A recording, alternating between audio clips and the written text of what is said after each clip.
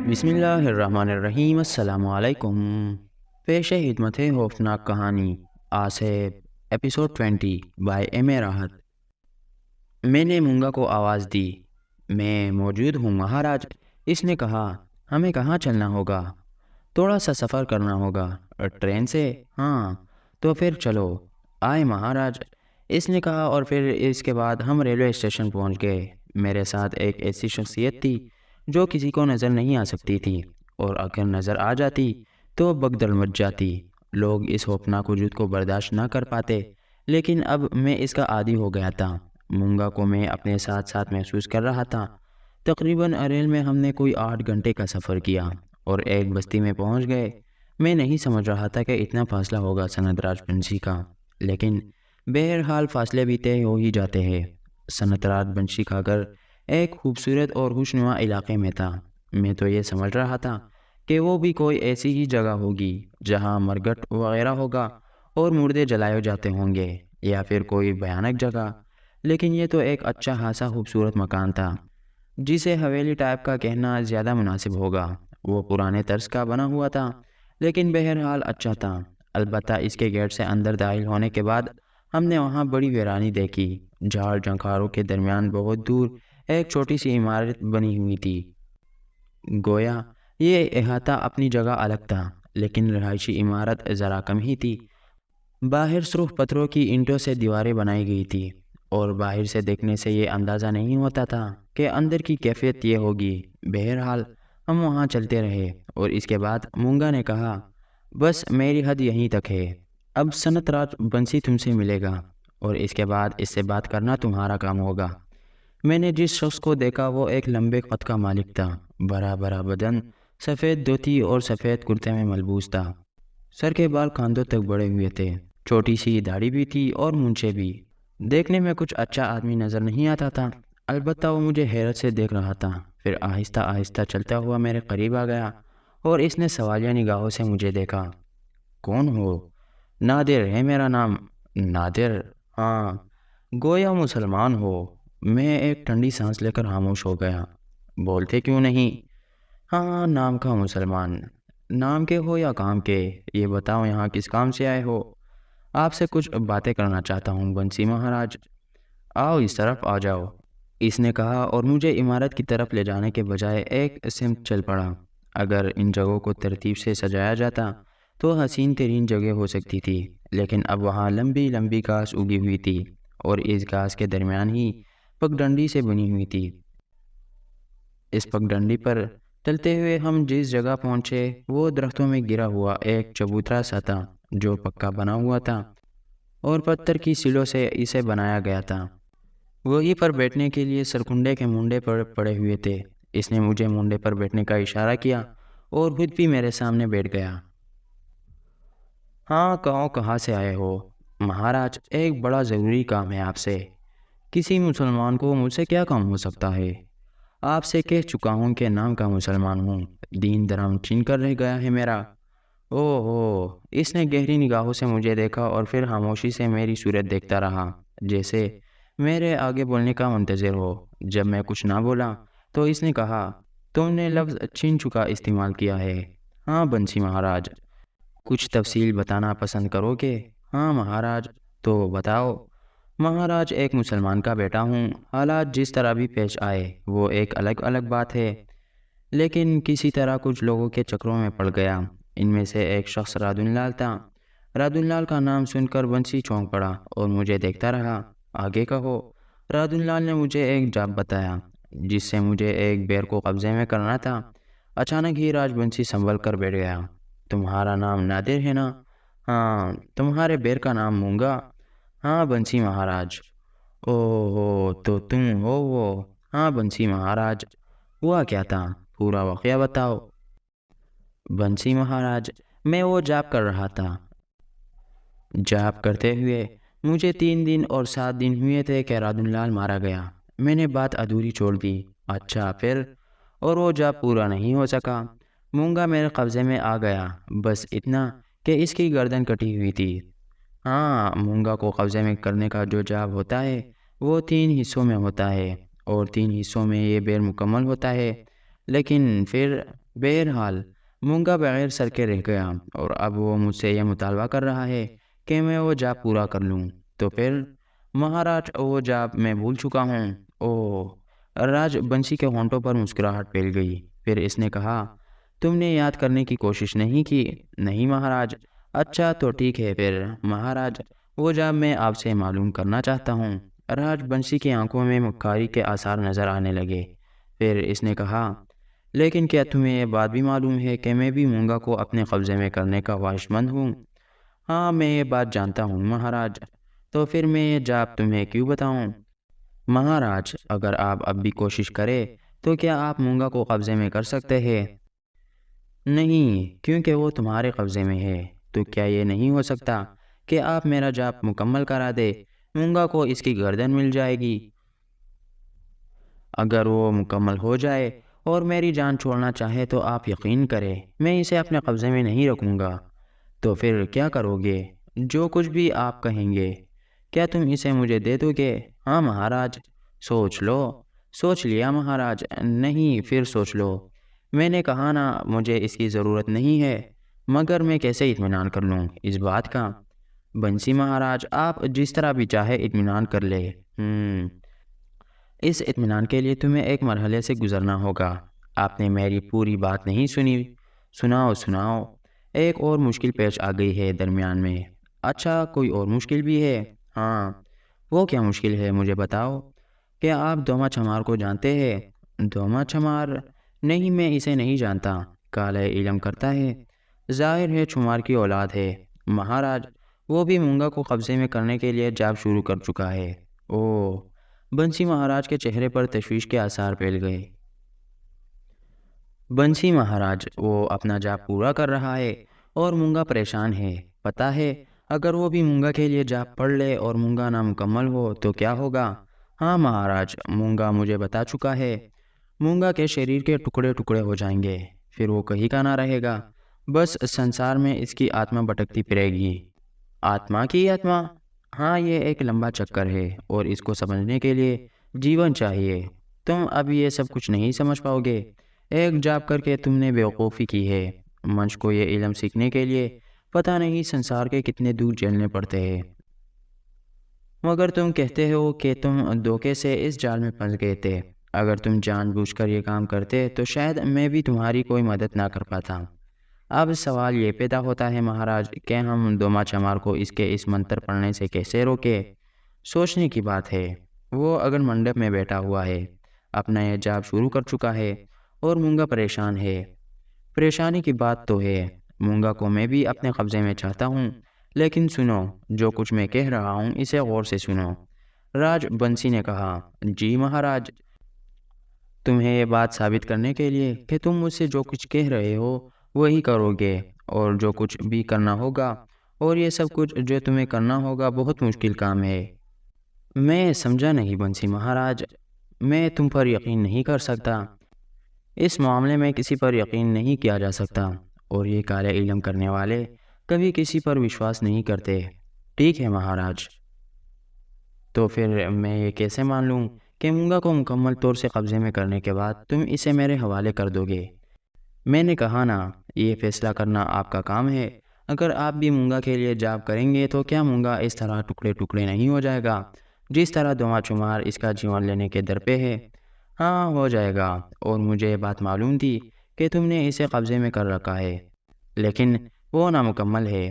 راج بنسی نے پراسرار لہجے میں کہا۔ میں خاموشی سے اس کی صورت دیکھتا رہا، تب وہ بولا، میں تمہیں جو کچھ بتاؤں گا تمہیں وہ کرنا ہوگا۔ مہاراج، کیا اس سے پہلے یہ ضروری نہیں ہے کہ ہم دوما چمار کو اس جاب سے روکے؟ راج بنسی کے چہرے پر تشویش کے آثار پھیل گئے۔ پھر اس نے کہا، ہو سکتا ہے ایسا ہو جائے۔ اگر وہ کسی طرح اگن منڈپ سے نکل آئے تو پھر تو ہم اس سے نمٹ لیں گے۔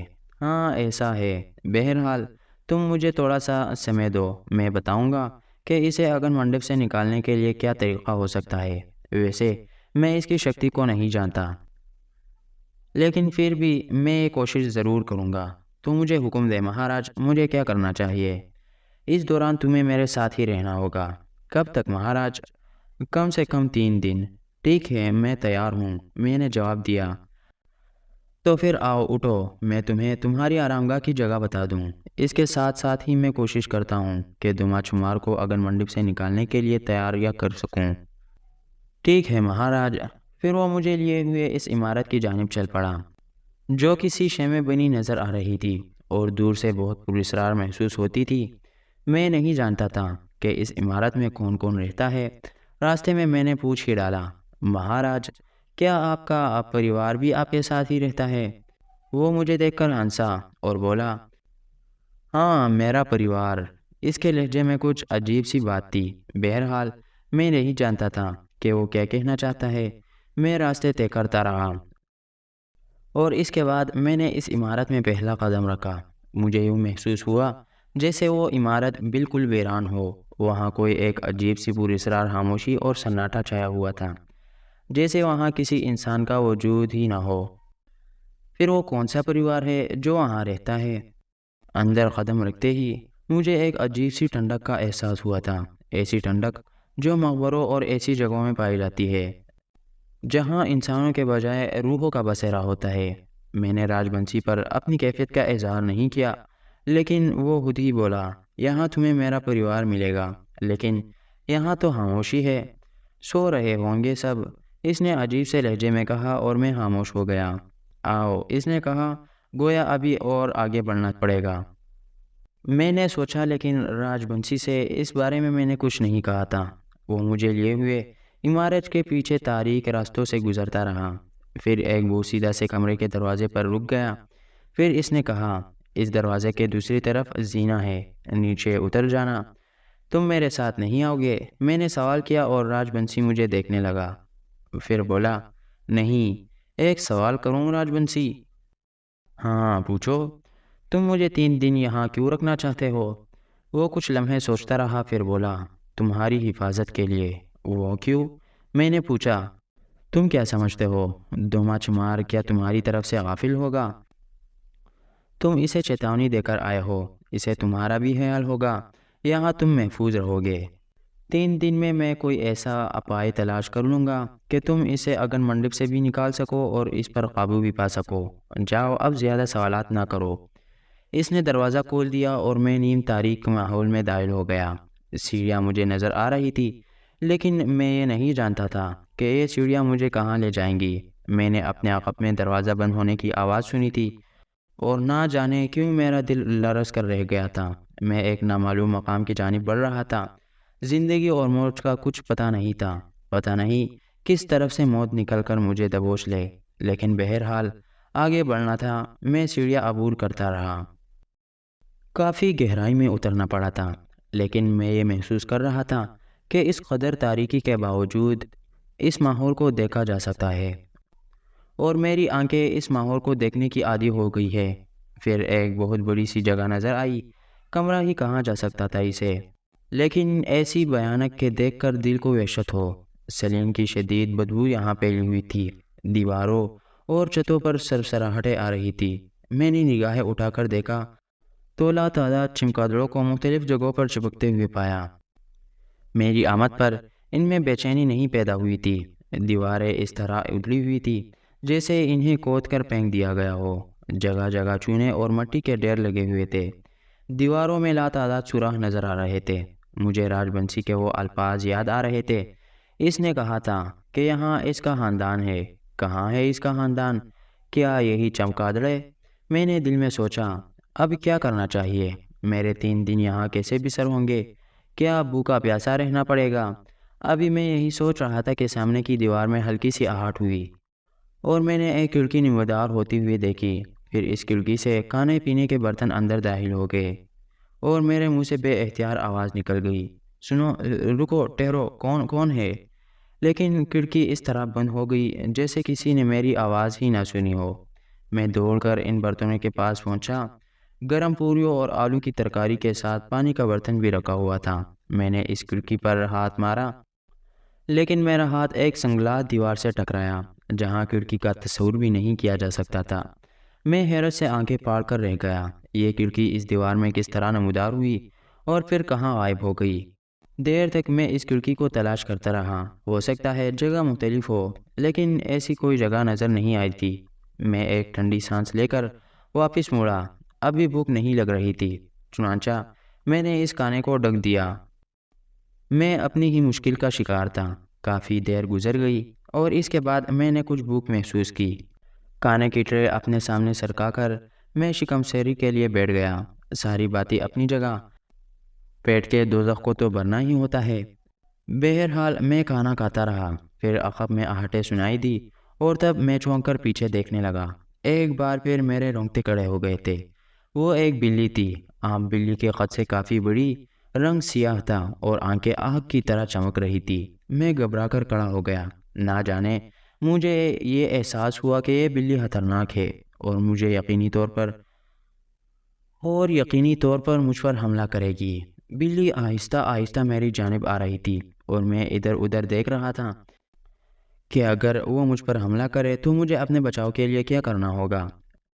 لیکن کوئی ایسی چیز نظر نہ آ سکی، یہاں تک کہ بلی میرے پاس پہنچ گئی۔ پھر میں نے اس کے حلق سے میاؤں میاؤں کی آوازیں سنی، لیکن ان آوازوں میں غراہٹ نہیں تھی بلکہ ایک نرم سا انداز تھا۔ اس کے بعد وہ میرے پیروں میں آ کر لوٹنے لگی۔ بلیوں کے مخصوص انداز ہے، وہ اپنا سر، اپنا بدن میرے قدموں سے رگڑ رہی تھی اور مجھے یوں لگ رہا تھا جیسے وہ مجھے کہہ رہی ہو کہ میں تمہیں کوئی نقصان نہیں پہنچاؤں گی، میں تمہاری دوست ہوں۔ دل کو ایک لمحے کے لیے سکون ہوا۔ انسان بڑی کمزور چیز ہے، کبھی کبھی مجبوری کی حالت میں ایک معمولی سا سہارا اس کے لیے بڑی ہمت کا حامل ہوتا ہے۔ ایک جاندار کو اپنے پاس اس حالت میں دیکھ کر مجھے بڑی ڈھارس ہوئی تھی کہ میں یہاں تنہا نہیں ہوں۔ بہرحال میں نے پرسکون ہو کر دل کو اطمینان دلایا اور بیٹھ گیا۔ بلی اپنے مخصوص انداز میں میرے پاس بیٹھ گئی تھی اور میں اس کے سر پر ہاتھ پھیرنے لگا تھا۔ حالانکہ مجھے اس کی یہاں موجودگی، اس کا رنگ، اس کا انداز اب بھی کچھ عجیب سا ہی لگ رہا تھا۔ میں نے سن رکھا تھا کہ سیاہ بلیوں کے روپ میں حبیس روحیں بھٹکتی ہے، لیکن ہوگا، میں تو حبیس روحوں کے چکر میں پھنس ہی گیا ہوں۔ کہاں کہاں اپنا بچاؤ کروں گا، جو ہوگا دیکھا جائے گا۔ بلی اگر کسی برائی پر آمادہ نہیں ہے تو ٹھیک ہے، اس کا ساتھ قبول کیا جا سکتا ہے۔ نہ جانے مجھے کیا خیال آیا، میں نے ٹرے میں رکھی ہوئی پوریوں میں سے بچی ہوئی پوریاں اٹھا کر بلی کے سامنے رکھی تو وہ انہیں سونگھنے لگی۔ پھر اس نے پوریاں کھانا شروع کر دی۔ یہ جانور کی فطرت تھی۔ بلی کو اس طرح پوریوں میں مصروف دیکھ کر مجھے مزید ڈھارس ہوئی اور یہ اطمینان ہو گیا کہ یہ بلی کوئی حبیس روح نہیں ہے۔ چنانچہ میں اس کے ساتھ اور زیادہ یگانگت کا مظاہرہ کرنے لگا۔ بلی نے بچی ہوئی پوریوں کے تمام ٹکڑے کھا لیے اور پھر میرے پاس ہی لیٹ گئی۔ میں اس سے باتیں کرنے لگا۔ میں نے اسے کہا کہ میرے جاندار ساتھی، تو جو کوئی بھی ہے، کم از کم یہاں سے جانے کی کوشش مت کرنا۔ بہرحال وقت اس طرح گزرنے لگا اور میں اس ماحول کا عادی ہو گیا۔ کبھی کبھی سر کی بلندی پر چمگادڑیں پر پڑاتی ہوئی ادھر سے ادھر نظر آ جاتی تھی، لیکن میں اب اس ماحول سے مانوس ہو گیا تھا، اس لیے خوف کا احساس میرے دل میں باقی نہیں رہا تھا۔ یہاں وقت کے کسی اندازے کا تو سوال ہی نہیں پیدا ہوتا تھا۔ چنانچہ میں ایک پتھر کا تکیہ بنا کر وہی زمین پر لیٹ گیا۔ یہ احساس بھی نہ ہوا مجھے کہ اس منحوس جگہ سانپ وغیرہ بھی ہو سکتے ہیں۔ بس یہ سوچا تھا کہ جتنا وقت یہاں گزرنا ہے وہ تو گزر ہی جانا ہے۔ کافی دیر گزر گئی، پھر شاید رات ہونے لگی تھی۔ مجھ پر غنودگی سی طاری ہونے لگی۔ پھر نیم غنودہ ذہن سے میں نے مونگا کے بارے میں سوچا۔ آسیبوں کے متعلق جتنی باتیں میرے علم میں تھی میرے ذہن میں آنے لگی۔ کس طرح آسیب انسان کی ذات پر مسلط ہو جاتے ہیں اور انسان آسیب زدہ کہلانے لگتا ہے۔ آسیب زدہ مکانات بھی ہوتے ہیں، گھر بھی ہوتے ہیں۔ گردن اس طرح مصیبت میں پھنس جاتی ہے۔ بیچاری گوہر سوچ رہی ہوگی کہ میں نہ جانے کہاں گم ہو گیا۔ بہرحال وہ میرے زندگی کا حاصل تھا۔ شکر تھا کہ وہ لمحات ٹل گئے تھے جن کا مجھے خوف تھا، یعنی یہ کہ گوہر مجھے اپنے باپ کا قاتل کی حیثیت سے پہچان لے۔ کہیں یہ بات اس کے علم میں نہ ہو کہ مولوی وصال الدین کا قتل میرے ہاتھوں ہوا ہے۔ اگر ایسا ہو جاتا تو مجھے یقین تھا کہ میں اسے یہ سمجھانے کی کوشش میں ناکام رہتا کہ بے شک مولوی وصال الدین کی گردن میرے ہاتھوں کٹی ہے، لیکن وہ ہاتھ میرے نہیں، ایک آسیب کے ہاتھ تھے۔ کوئی نہ مانتا میری بات کو۔ مونگا سے نجات مل جائے تو اس کے بعد گوہر کو لے کر یہاں سے نکل جاؤں گا، اور اگر ممکن ہو اور تقدیر نے ساتھ دیا تو پھر حکمت کے ساتھ زندگی گزاروں گا۔ ایک خاندان مجھے مل جائے گا۔ میں اور حکمت مل کر کوئی ایسا کاروبار کریں گے جس سے دیانتداری کے ساتھ ہمیں روزی حاصل ہوگی اور ہم بھی دنیا کے ان لوگوں میں شامل ہو سکیں گے جو کسی بھی شہر کے اچھے شہری کہلاتے ہیں۔ لیکن یہ ایک حسرت تھی، ایک آرزو تھی۔ میں تو ابھی جن مصائب سے گزر رہا تھا انہیں ہی دیکھتا تھا۔ یہ جگہ بھی آصف زدہ تھی۔ بلی اگر میرے ساتھ نہ ہوتی تو شاید یہاں کی دہشت میرا دم ہی نکال دیتی، لیکن اس کا وجود غنیمت تھا۔ مجھے یہی لگ رہا تھا جیسے یہ بلی خاص طور سے میرے لیے بھیج دی گئی ہو۔ وہ اس وقت بھی خاموش، گردن جھکائے، آنکھیں بند کیے بیٹھی تھی۔ لیکن پھر اچانک ہی کچھ ہوا۔ بلی نے چونک کر آنکھیں کھول دی۔ اس کے کان کھڑے ہو گئے تھے۔ وہ سامنے کی دیوار کو گھورنے لگی۔ پھر وہ آہستہ آہستہ دبے پاؤں اس طرح آگے بڑھی جیسے اپنے شکار پر جھپٹنے کا ارادہ کر رہی ہو۔ میں بھی چوکنا ہو گیا تھا اور اس کے اس عمل کو حیرت سے دیکھ رہا تھا، لیکن تاریکی میں دیکھنے والی آنکھوں سے میں نے یہ دیکھا کہ دیوار کے پاس کچھ بھی نہیں ہے۔ البتہ بلی بہت چوکنی نظر آ رہی تھی۔ دیوار کے قریب پہنچنے کے بعد وہ اسے سونگھنے لگی اور پھر اس نے اسے اپنے پنجوں سے کچلنا شروع کر دیا۔ نہ جانے کس خیال کے تحت میں اپنی جگہ سے اٹھا اور آگے بڑھ کر اس کے قریب پہنچ گیا۔ پھر میں نے اسے پاؤں سے چھوا تو وہ کوئی 1 انچ اونچی اچھل گئی۔ پھر وہ میرے پیروں کے پاس آ گئی، لیکن میں محسوس کر رہا تھا کہ اس کی متجسس اور متضرب نگاہیں دیوار پر ہی جمی ہوئی ہے۔ میں غور سے اس کی یہ حرکتیں دیکھ رہا تھا، لیکن بات میری سمجھ میں نہیں آ رہی تھی۔ پھر نہ جانے کس خیال کے تحت میں بھی دیوار کے پاس پہنچ گیا۔ اچانک ہی بلی نے غرانا شروع کر دیا۔ اس کے منہ سے خوفناک اور راہٹیں نکل رہی تھی۔